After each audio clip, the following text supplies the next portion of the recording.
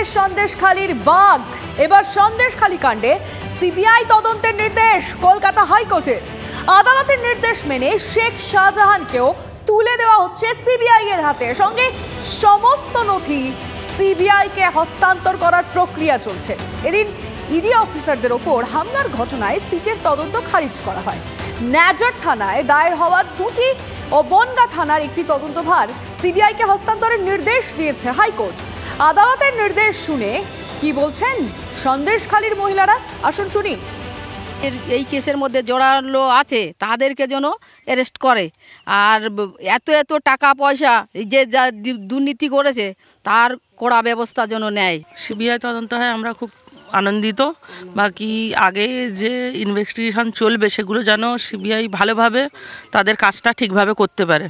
সত্যিটা সামনে আসুক, যে অত্যাচার হয়েছে দিনের পর দিন রাতের পর রাত, যে জিনিসপত্র নিয়ে লুট করেছে, কোটি কোটি টাকার আজকের মালিক হয়েছে, সেগুলো সত্যি সামনে আসুক যে কিভাবে হলো।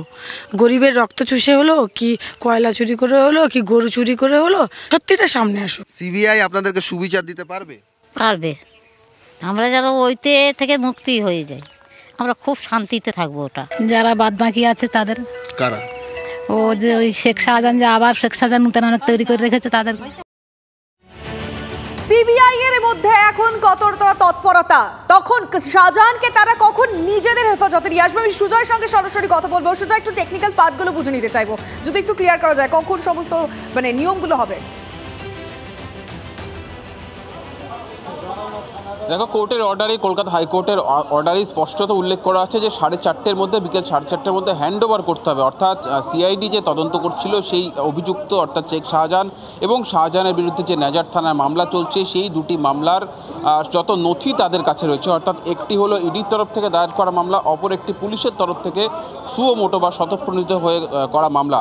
এই মামলার সমস্ত নথি এবং বনগাঁ থানার যে সমস্ত মামলা রয়েছে সেই মামলার সমস্ত নথি সিআইডিকে হস্তান্তর করতে হবে। এবং কোর্টের অর্ডার পেয়ে ইতিমধ্যেই নিজাম প্যালেস থেকে একটি সিবিআই অফিসারদের একটি টিম পৌঁছে গিয়েছে ভবানী ভবনে।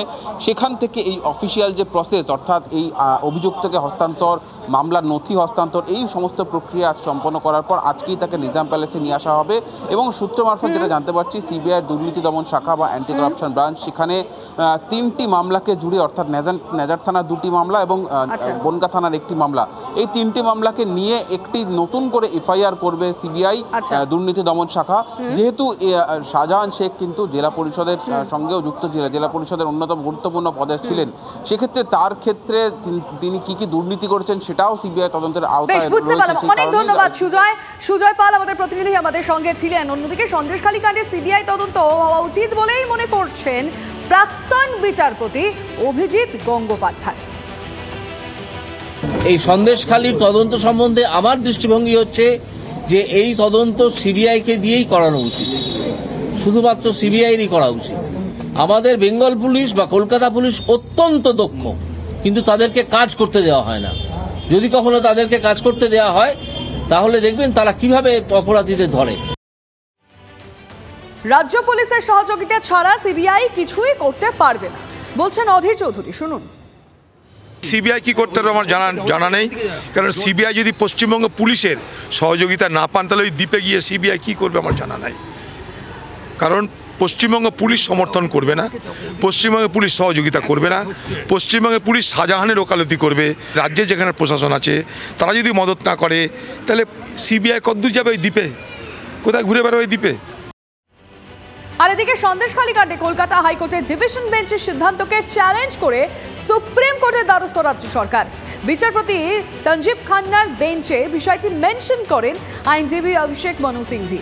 জরুরি শুনানির আর্জি জানান সিংভি, আর সেই আর্জি খারিজ করে দিয়েছেন বিচারপতি খান্না। এ বিষয়ে রেজিস্ট্রারের কাছে আবেদন করার নির্দেশ দিয়েছেন তিনি।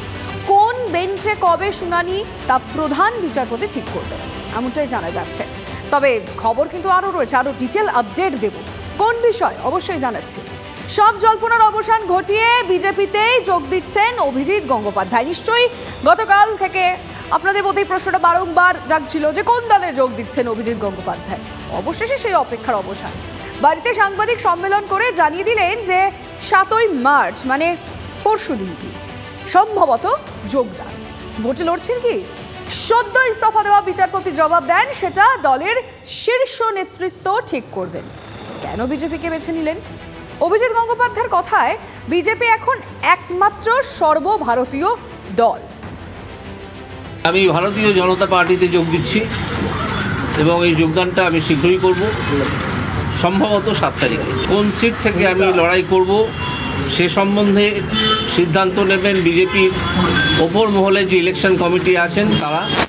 এ বিষয়ে আমার এখনও পর্যন্ত কিছু জানা নেই এবং তাদের সিদ্ধান্ত যা হবে সে আমি টিকিট পাই বা না পাই, লড়ি বা না লড়ি, আমি বিজেপিতে আপাতত জয়েন করছি এবং বিজেপির যে কর্মসূচি তাকে রূপায়ণ করার জন্য আমি কাজ করব। বিজেপি একমাত্র সর্বভারতীয় পার্টি যারা তৃণমূলের মতো একটা দুষ্কৃতী দলের বিরুদ্ধে লড়ছে, এখানে আর কোনো সর্বভারতীয় পার্টি নেই। বিজেপিতে যোগ দেওয়ার কথা ঘোষণা করেই অভিজিৎ গঙ্গোপাধ্যায় নিশানায় তৃণমূল। তার কটাক্ষ, তিনি তৃণমূলকে রাজনৈতিক দল বলে মনেই করেন না। শাসক দলের তরফ থেকে আক্রমণ করা হয়েছিল, অপমানজনক কথাবার্তা বলা হয়েছিল।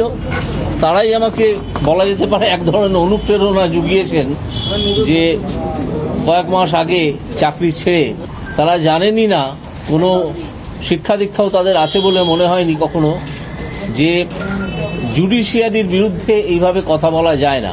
তারা জজকে উদ্দেশ্য করে গালাগাল করেছেন। কেন না, তাদের কেলেঙ্কারিগুলো ফাঁস হয়ে যাচ্ছিল। বড় বড় দুষ্কৃতী যারা মন্ত্রীর ছদ্মবেশে, অন্যান্য আমলার ছদ্মবেশে লুকিয়েছিলেন, তারা আপাতত জেলে আছেন, গড়াগড়ি খাচ্ছেন না 5 স্টার ফ্যাসিলিটিতে আছেন সেটা আমি এখনো জানি না। অভিজিৎ গঙ্গোপাধ্যায়কে পাল্টা আক্রমণে তৃণমূল, শুনুন কি বলছেন। উনি স্পষ্ট করে একটা সত্যি কথা বলে দিয়েছেন, হয়তো মুখ ফসকেই বলে দিয়েছেন, কিন্তু সত্যিটা বলেছেন মনে আমি তাকে ধন্যবাদ জানাচ্ছি। You have to read between the lines. তার মানে স্পষ্ট করে বলছেন যে আমি যখন বিচার ব্যবস্থায় বিচারকের চেয়ারে বসে বিভিন্ন শুনানিতে আমার রায় দিয়েছি বা আমার এজলাসে যে সমস্ত ঘটনার শুনানি হয়েছে সেই সময়ে বিজেপি আমার সাথে যোগাযোগে ছিল এবং আমি বিজেপির সাথে যোগাযোগে ছিলাম। বাকিটা আমি সাধারণ মানুষের কাছে ছেড়ে দিলাম।